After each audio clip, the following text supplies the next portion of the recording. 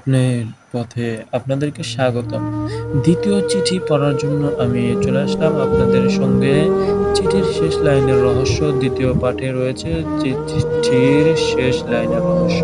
প্রিয়, এটাই হয়তো তোমাকে লেখা আমার শেষ চিঠি।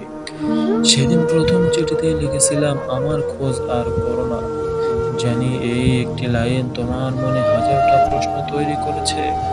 হয়তো ভেবেছ আমি তোমাকে আর ভালোবাসি না, কিন্তু সত্যিটা অন্যরকম। আমি তোমাকে আমি তোমাকে ছেড়ে যাইনি কারণ ভালোবাসা শেষ হয়ে গিয়েছিল। আমি চলে গিয়েছিলাম কারণ তোমার স্বপ্নের পথে আমি যেন বাধা হয়ে না দাঁড়াই।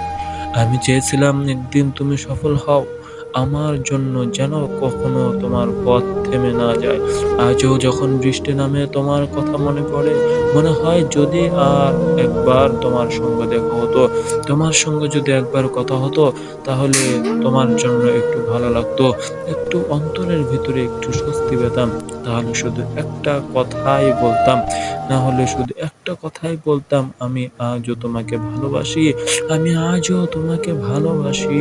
কিন্তু ভাগ্য আমাদের এত অবাক হতে দিল না। ভাগ্যে তুমি লেখা ছিলে না।